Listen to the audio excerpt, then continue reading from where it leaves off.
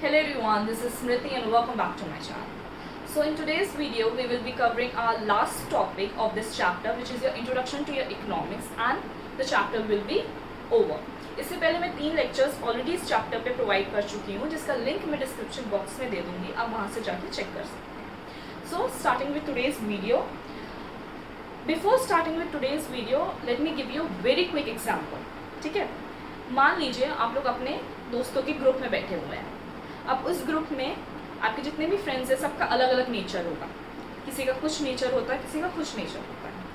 तो you are discussing about something like for example you are discussing about politics. उसमें से एक group ने बोला, एक फ्रेंड ने बोला कि we are talking about facts. ठीक है, एक friend is talking about facts and reality. उन्होंने ये बोला कि आज की जो सरकार है उन्होंने ये काम किया.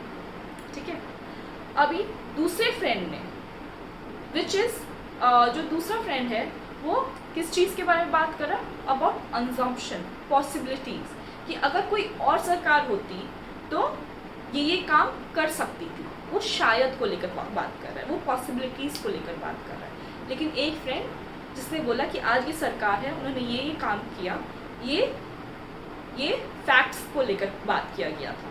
ठीक है, एक और एग्जांपल मान लेते हैं. जैसे फ्रेंड्स लोग मूवी देखने गए. ठीक है, आप लोग मूवी देखने गए. मूवी में जो दिखाया गया, जो एक पिक्चर शो किया गया, उसमें एक ने बोला कि ये मूवी बहुत अच्छी थी या बहुत बुरी थी. जो भी फैक्ट्स दिखाए गए उस बेसिस पे उसने जजमेंट दे दिया. ठीक है, ना यहाँ ना वहाँ कोई इमोशंस नहीं, जस्ट जो फैक्ट है, जो रियलिटी उस मूवी में दिखाई गई उस बेसिस पे मूवी अच्छी थी या बुरी थी ऐसे करके बता दिया. That's it, finish.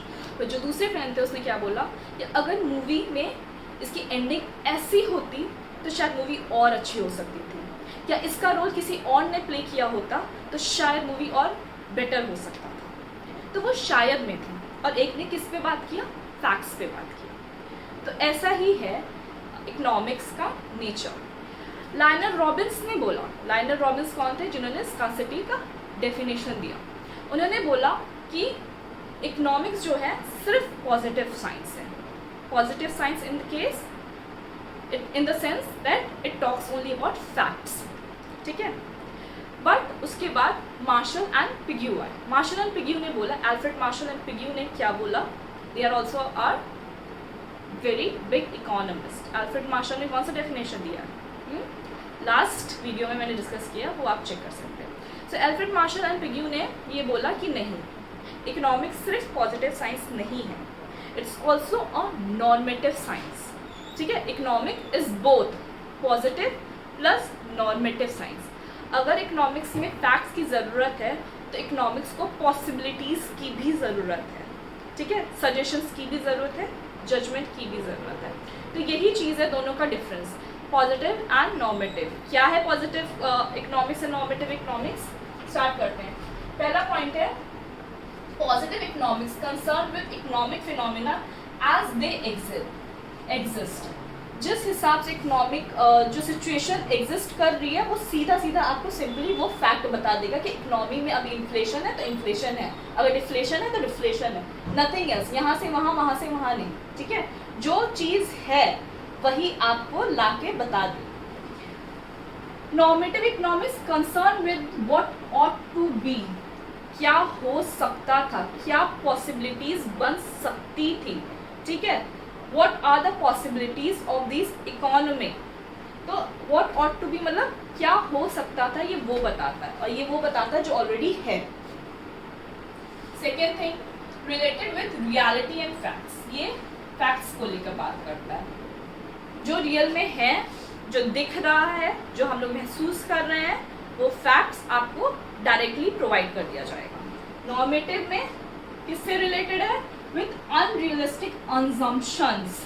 जितने भी अनजम्पशन कि अगर ऐसा होता या ये पॉलिसी होती तो ऐसा हो सकता था, अनज्यूम करके वो जजमेंट या अपना मेजर्स देते हैं, सजेशन देते हैं. पहले अज्यूम करेंगे फिर अपना सजेशन देंगे. यहाँ पे जो रियलिटी है, जो फैक्ट है, उसी के बेसिस पे पॉलिसीज बना के दे दिया जाएगा.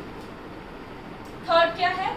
Depend upon cos and effect relationship. Cause and effect मतलब अगर इन्फ्लेशन है तो महंगाई है, बस that's it. Cause and effect, direct relationships आपको प्रोवाइड कर दिया जाएगा कि कॉज एंड इफेक्ट का डायरेक्ट रिलेशनशिप है।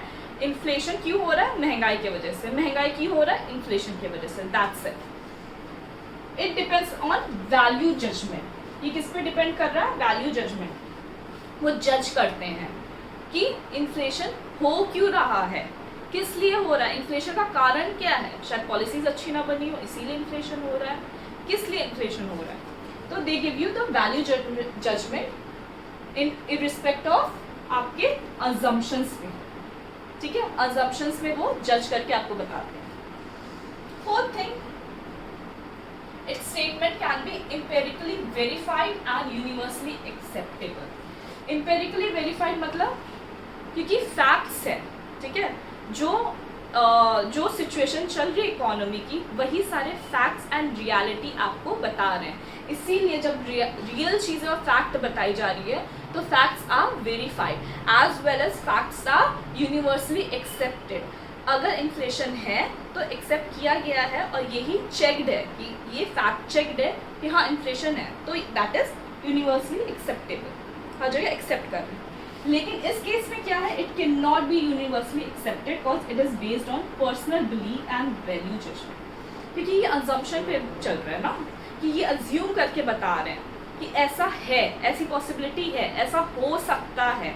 ठीक है, जैसे मैंने बोला ना मूवी की, कि मूवी अच्छी हो सकती थी अगर लीड रोल कोई और प्ले कर रहा होता, या क्लाइमैक्स जो है मूवी का जो एंड है अगर दूसरी तरीके से ख़त्म होता तो वो मूवी और चल सकता था।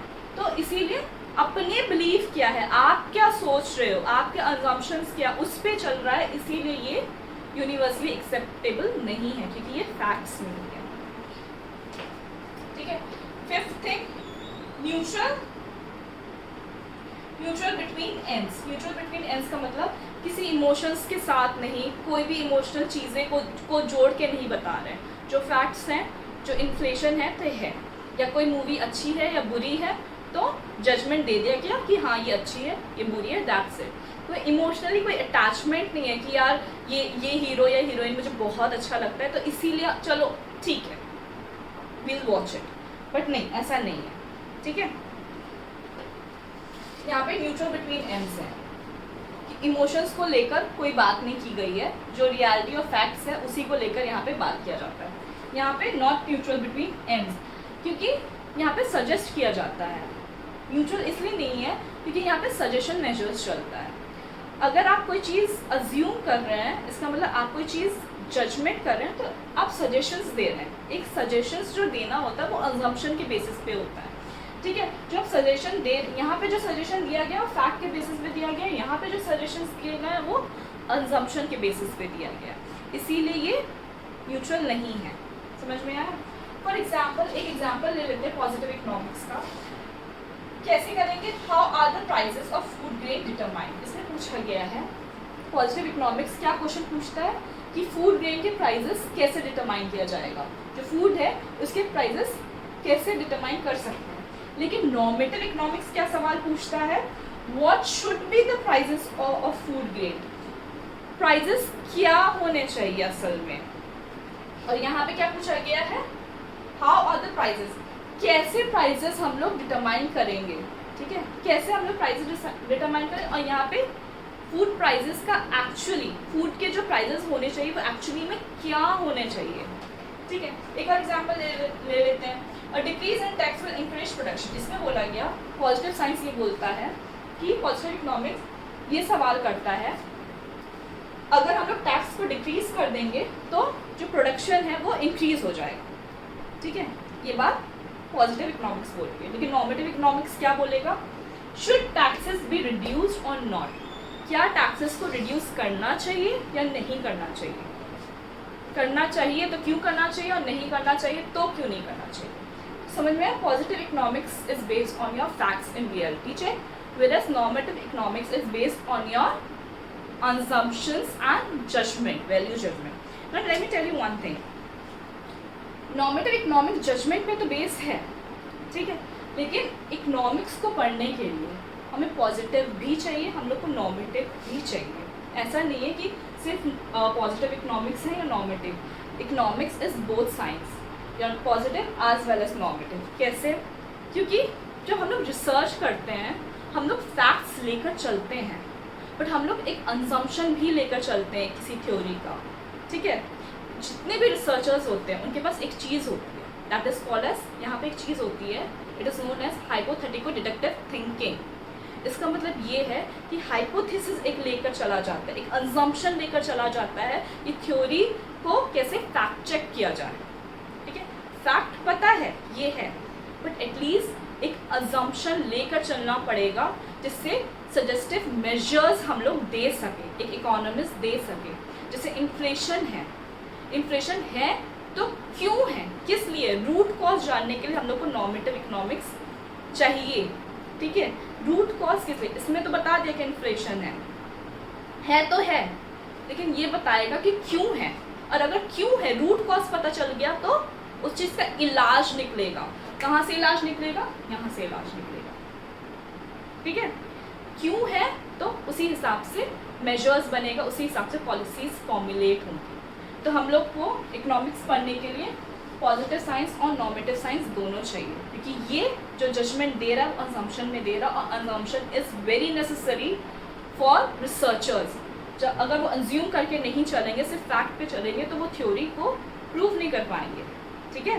थ्योरी को प्रूव करने के लिए, सजेस्टिव मेजर्स लाने के लिए they will have to assume, और रूट कॉज का पता करने के लिए कि भैया ये है तो क्यों है, इसका इलाज करना है, ठीक है। तो इसीलिए यहाँ पे इसलिए वैल्यू जजमेंट है कि अगर ऐसा होता तो हम लोग इस हिसाब से इसको सॉल्व कर सकते हैं, इट्स कॉल्ड प्लान बी। लेकिन ये होता बहुत इंपॉर्टेंट है, ठीक है। समझ में आया, economics is both your positive and normative science, क्योंकि हम लोग को फैक्ट्स भी चाहिए, हम लोग को अजम्पशंस भी चाहिए, इससे हम लोग उस चीज़ का सजेशंस ला सके, करेक्टिव मेजर्स ला सके, पॉलिसीज फॉर्मुलेट कर सके चीज़ों को सही करने के लिए। Alright, got my point?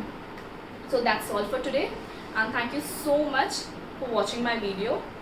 Today I finish the chapter 1 of economics, that is your introduction to your economics. Next chapter में I'll bring basics of economics, ठीक है। Till then, thank you so much for watching my video.